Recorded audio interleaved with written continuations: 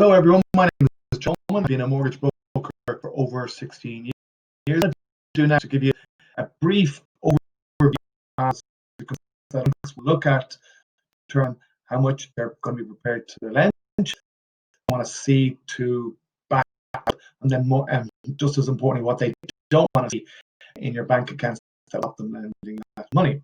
So the bank will look at in effect would be your income, okay? What you are earning. And the income or incomes can be basically, they will look at income in a kind of many different ways. The most important for the income to look at is basic income. The higher your income, the more money they're going to be lending to you. They will factor in they will factor in commission, they will factor in overtime.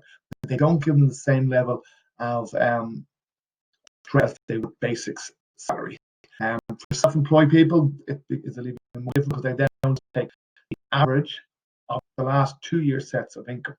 Okay, so income is the first thing they will look at, and that will then determine how much they are prepared to lend you. Each bank treats the overtime and bonuses in different ways, so it can make a difference as to which bank you go to on that basis. So the next thing, which is really, really important, you could be earning a lot of money, but if you can't prove to the bank that you can meet the repayment, which they won't lend to you. So how does one do that? Well, the first thing you need to do is obviously rent that you're paying. That will show the bank repayment. So if you're paying €1,000 a month and your repayments are going to be $1,200, well, you're near to be able to show the repayments. Now, one thing to be careful, paying rent in cash, I won't take that into account. So the only way of actually proving that would be to withdraw cash on the same day or on the same day every single month for the same amount. Next thing they will look at then be obviously they're going to savings. Go back a bit and look at savings on a monthly basis, not just off payments, but what you're saving on a monthly basis. So you're paying $2,000 and you're actually saving €300 a month. Then they would then $1,300. Okay. Then the next I will look at would be loans that you may have. If you've got a loan that you're currently will be on by the time you close the mortgage, well, that actually stands in your favor because that's a monthly commitment that you're currently making, and this goes to the banks that you can make mortgage payments. So, in a nutshell, loans, rent, monthly savings, some items that you might have spent money on in one items, you may sometimes be able to use that as well, but that's all down to the individual bank how you would view it. Okay. Next thing they want to see is how much money are you able to bring to the deal. Some banks would prefer to see you having your own money. Other banks are okay with you getting gifts. In real terms, you're going to need, in theory, to bring 10% of $6,000 for your stamp duty and to the table. Obviously, with new properties, you may well qualify for the Help to Buy scheme, which potentially up to 5% price, subject to a maximum of $20,000. Okay, so that's the next part component of the deal. Then, other factors that they're certainly even be looking at in more greater detail now, they're going to be looking at the industry you're working in.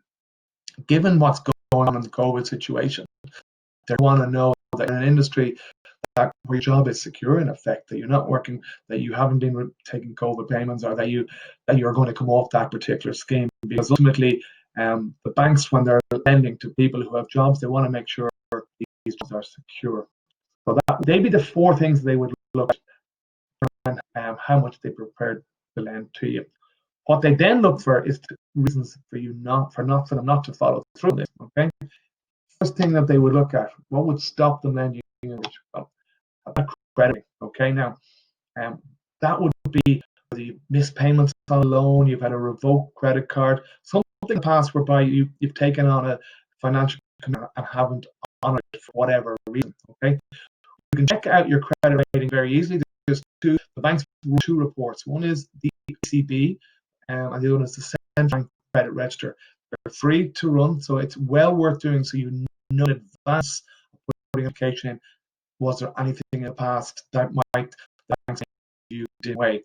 Ultimately, if you're going to a bank with a credit issue, you're much better off having an explanation ahead of it rather than coming back and saying, "Hold on, problem? Please explain. Next thing that they would look at then is if the profile. Who do they want to lend their money to? They want to lend their money to people who can demonstrate that they manage the money properly.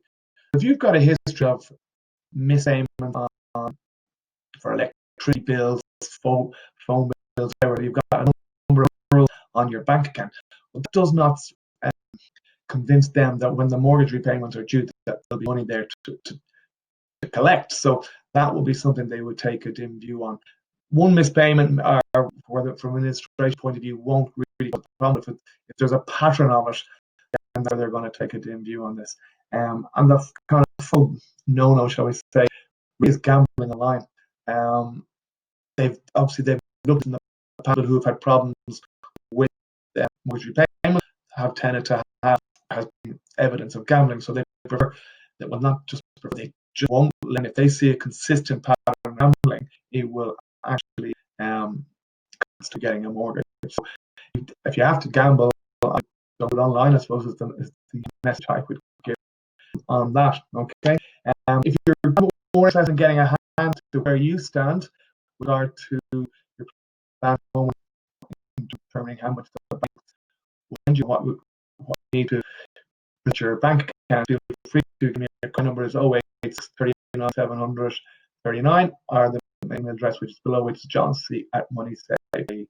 And thank you.